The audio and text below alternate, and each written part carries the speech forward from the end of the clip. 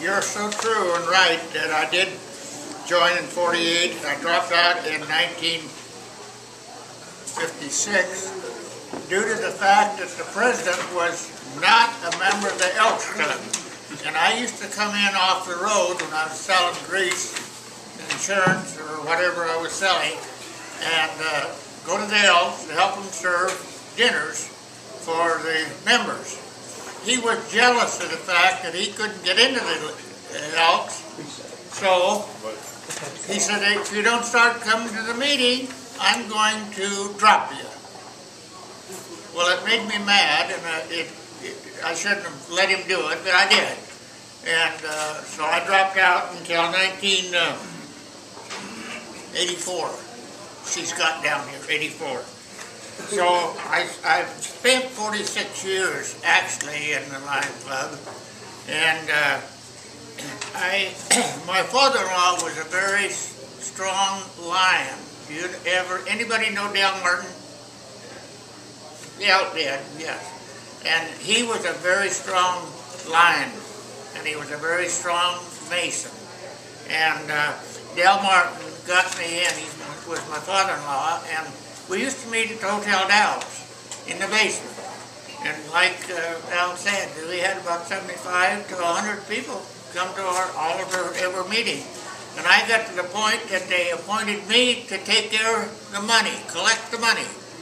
So I collected all the money and paid off you and Helen Stevens, who was the owner of the whole cafe. And we had some real good dinners, didn't we? Really had fine people. So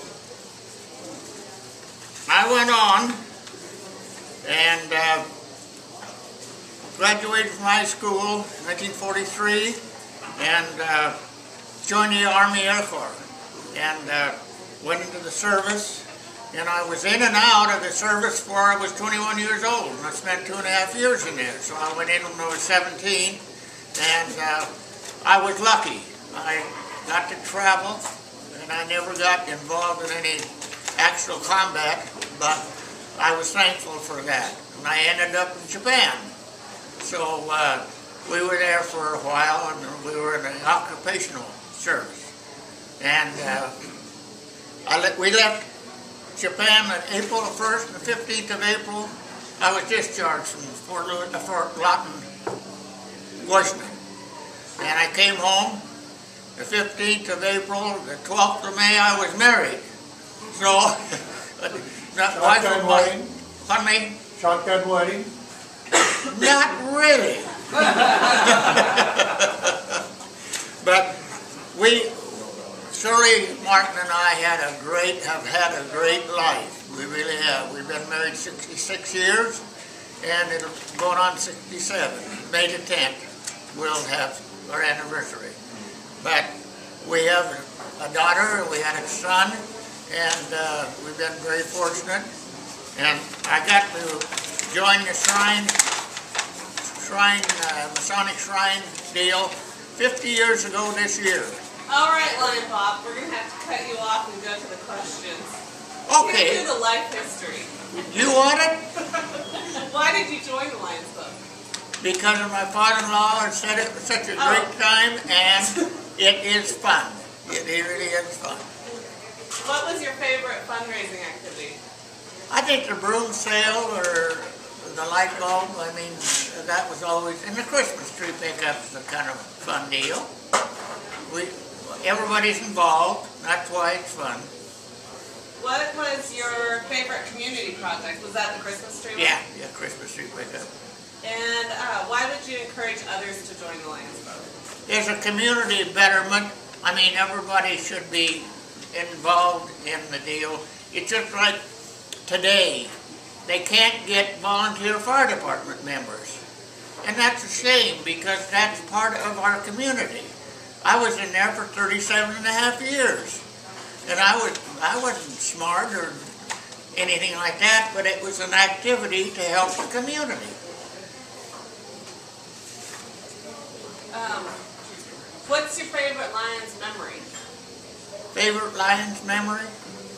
I think they all are real interesting as far as I'm concerned. I don't have any one that's more prevalent than the other, but anytime you can help the community, you get involved, everybody gets involved. The Christmas tea, Christmas fundraiser, what do they call it? The Bell ringing. bell, you know, when we collect the canned food. That's The elf. yeah, that's a great community project. It really is. It's not the bell ringing where you get kicked out of Fred Meyer's every year? Oh yeah, we do that too.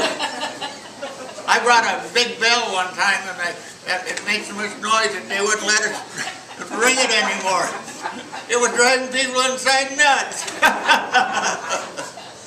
What local lion, past or present, do you think deserves special historical recognition?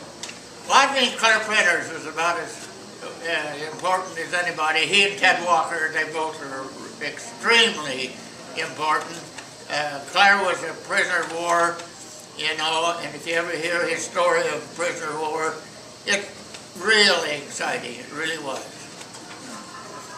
And you know, when he was a prisoner of war, he made a kit out of metal, and I don't know where he got the metal. It was tin cans or something, and they put that together, and he brought that home as a mess kit. But just to show you, people are active. They're going to be active. And he kept badgering me, and he said, "Why don't you come back to the Lions Club? To hell with Mel."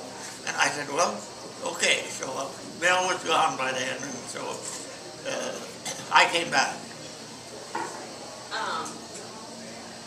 How would you like to be remembered as a lion? Well, I suppose we want to help people, do things for people, and with people. I think that's part of growing up, or even getting older. You appreciate people even more when you can do those things. And I've been very fortunate in my life. I haven't been sick. I haven't scratched up once in a while. Last week I did. But to be part of the community is what it is. And I know they said that we didn't have enough time, but I'll ask you the last question anyway. What do you have any advice for young people who are considering a future in Leos? Their future for the young people? I think they ought to get involved. I mean, the young people today are too busy doing dope and dealing drugs and stuff like that. Get on to something that's got constructive to it. Good God, I mean, when we were growing up, we didn't have that problem, I guess because it wasn't available. But the younger generation today, I think, are missing the boat because they're not enjoying the things that we enjoyed. And that's community help. Help your community, don't help yourself. And what's the future in drugs? There is no future. Can't be, because all they do is get in problems.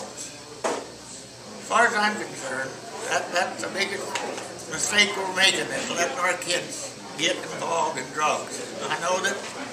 All right, I take it back. We'll cut that one off.